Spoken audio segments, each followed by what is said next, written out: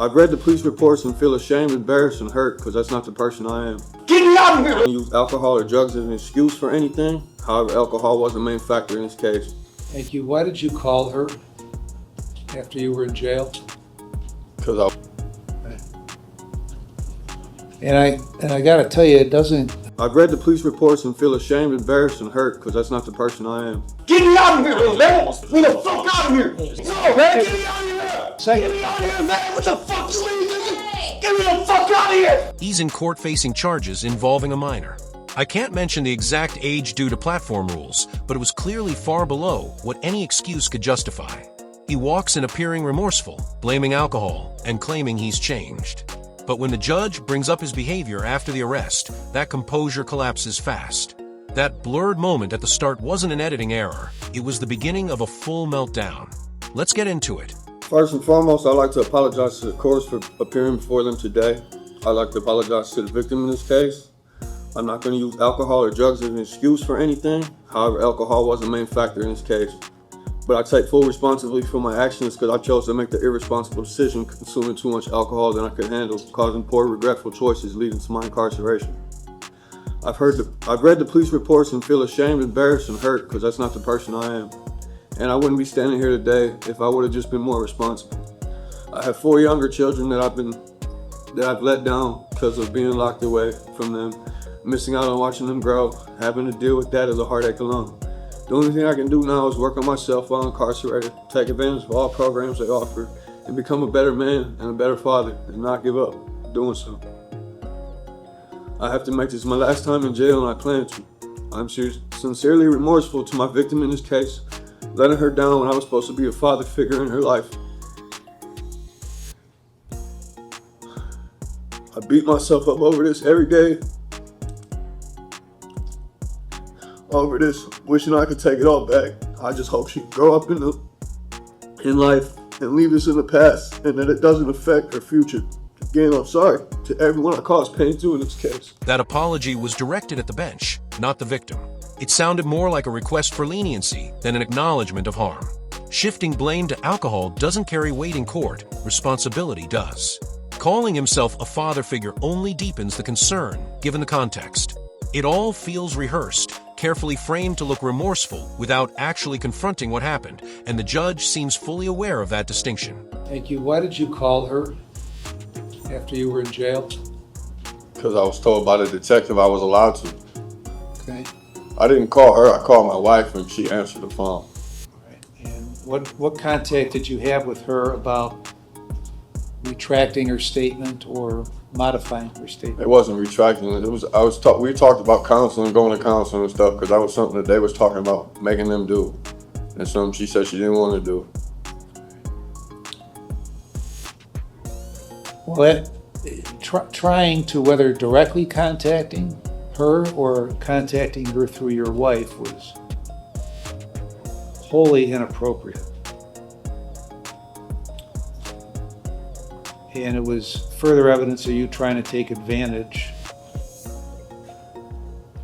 of her at that young age, like you did when this happened. Now she asked the detective if she could have contact with me when this case was all started. Then when I went to my preliminary hearing on February 11th, I asked the detective and he told me the same thing. Well, you're experienced enough in the system to have the wisdom that you shouldn't have been contacted. Okay.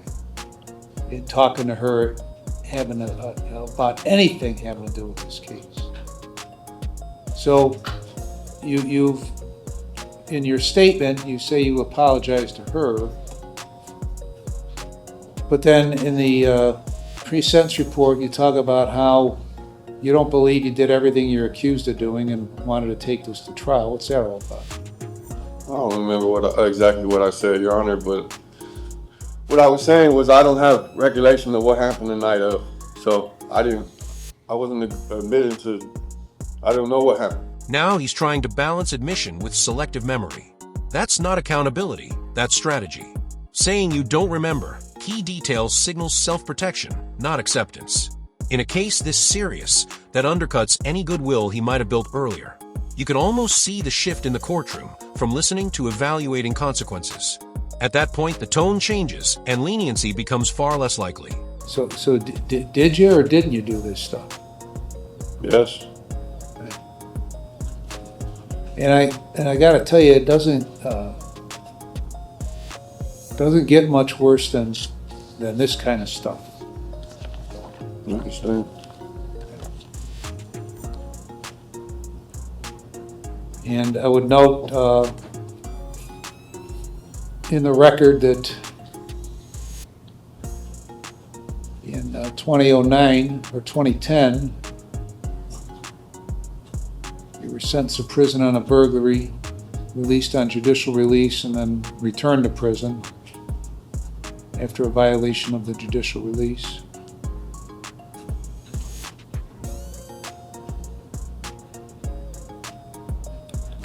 And you were released January 7th of 13. You went back to prison on another case on May 1st of 13 and got out in August.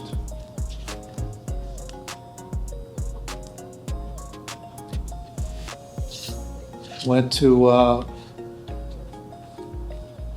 prison on an attempted burglary, trespass in a habitation, breaking and entering, June 23 of 16 through August 5 of 18.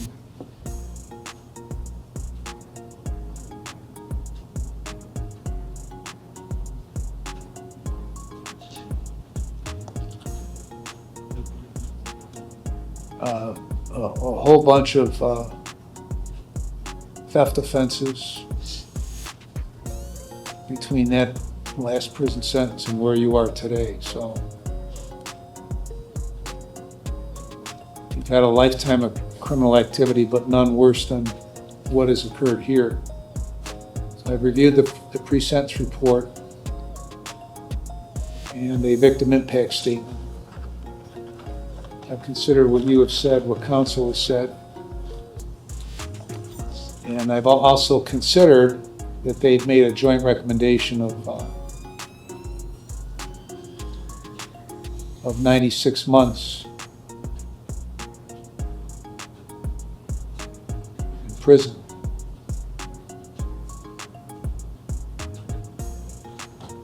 So on count, and I've considered all the provisions in 29, 29, 11, 29, 29, 12, 13, and 14. Consideration of all that, on count 5, I'm going to sentence you to a term of 60 months. On count 6, I'm going to sentence you to a term of 60 months that will be consecutive to one another with credit for 143 days. And consecutive sentences are necessary to protect the public from future crime by you and for appropriate punishment. Sit down. All right, get out, man. Sit down, man. Sit down. What do you mean, man? Stay down. No, man. Get me the fuck out of here, man. Judge. No, And- took my plea back, man. Get me the fuck out of here, man. Get me out of here. Get me out of here, man. Get me out of here, man. Almost done, Judge. Get me the fuck out of here. And they No, man. Get me out of here. Get consecutive. me out of here, man. What the fuck you mean, nigga? Get me the fuck out of here. Man, get me the fuck out of here, man. Let me get my leg.